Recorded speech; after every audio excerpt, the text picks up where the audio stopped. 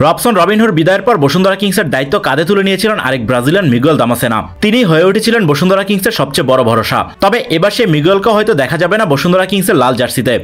সদ্য বাবা হওয়ার পর এখনো বাংলাদেশে ফেরেননি তিনি, যদিও দ্বিতীয় লেগে তার সঙ্গে চুক্তি রয়েছে, কিন্তু তার ফেরার সম্ভাবনা খুবই ক্ষীণ।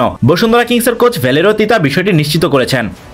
গুঞ্জন রয়েছে সমঝোতার ভিত্তিতে ভারতের ঐতিহ্যবাহী ক্লাব ইস্টবেঙ্গলে যোগ দিতে পারেন মিগুয়েল। ভারতীয় গণমাধ্যম জানিয়েছে জুনের দলবদলের সময় তাকে দলে টানতে পারে ক্লাবটির কয়েকজন বিদেশি খেলোয়াড় রয়েছেন ইনজুরিতে এবং বাকিদের পারফরমেন্স হতাশাজনক হয় বড় ধরনের পরিবর্তনের আভাস রয়েছে।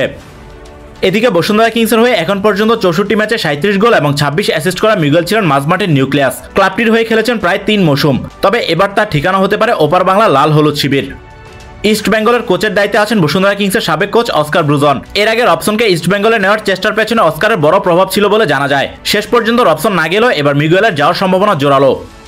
এমনিতেই চলতি মৌসুমে বেশ চাপের মধ্যে রয়েছে টানা 5 বারের লিগ চ্যাম্পিয়ন বসুন্ধরা কিংস। গত মৌসুমে ট্রেবল জয়ী দলটি এবার জন্য নিজেদের হারিয়ে খুঁজছে। ফেড কাপে কিছুটা ভালো অবস্থানে থাকলেও লিগে বেশ চাপে রয়েছে তারা।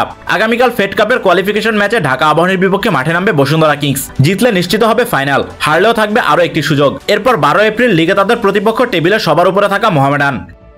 দুটি গুরুত্বপূর্ণ ম্যাচের আগে ইনজুরি ও খেলোয়াড়দের অনুপস্থিতি বড় দুশ্চিন্তা তৈরি করেছে কিংস ম্যানেজমেন্টে।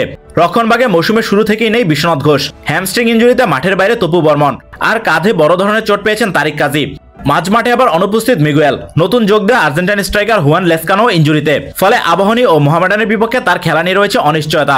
এই পরিস্থিতিতে বেশ হতাশ কিংসের রোমানিয়ান কোচ ভ্যালেরো তিতা। একটি জাতীয় দৈনিকে তিনি বলেন, কি আর বলবো, আমার কোচিং ক্যারিয়ারে এই প্রথম এত সমস্যার মুখোমুখি হতে হচ্ছে। আমার বলার মতো উত্তরও নেই, সত্যি বলতে অনেক সমস্যা। তবে হতাশার মাঝেও কিছুটা আশাবাদী তিনি। আসন্ন দুটি ম্যাচকে গুরুত্ব দিয়ে তিতা আরও বলেন, এই দুটি ম্যাচ খুবই গুরুত্বপূর্ণ।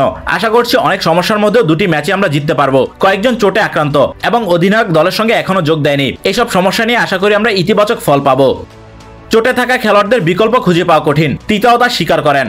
4 জন গুরুত্বপূর্ণ খেলোয়াড়কে পাচ্ছি না, ওদের বিকল্প পাওয়া খুবই কঠিন, এটা সবাই জানে। কিন্তু সর্বোচ্চ সমাধানের পথ খুঁজে বের করার চেষ্টা করছি। আশা করি তাদের বোঝাতে পারবো যে মর্যাদা এবং সাফল্যের সঙ্গে এই দলের প্রতিনিধিত্ব করার সময় এখন ওদের। লিগ শিরোপা লড়াইটাও কঠিন হয়ে পড়েছে কিংসের জন্য। সবার উপরে থাকা মোহামেডানের চেয়ে পিছিয়ে 7 পয়েন্টে, আবাহনীর চেয়ে পিছিয়ে 3 পয়েন্ট। লিগে বাকি আছে মাত্র 8 ম্যাচ।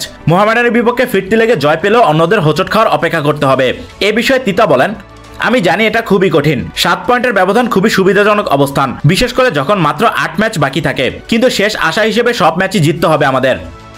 ইনজুরি, অনুপস্থিতি আর অনিশ্চয়তা থাকা বসুন্ধরা কিংস মাঠে নামতে চায় লড়াইয়ের মানসিকতা নিয়ে। নতুন যোগ দেওয়া ড্যাসিয়াল, গাফুরভ ও ইভান্স ইত্তির সঙ্গে পুরনো জোনাথন কিংসের বড় ভরসা। এখন দেখার বিষয় দেশীয় খেলোয়াড়রা এই চ্যালেঞ্জে তাদের কতটা সাপোর্ট দিতে পারেন।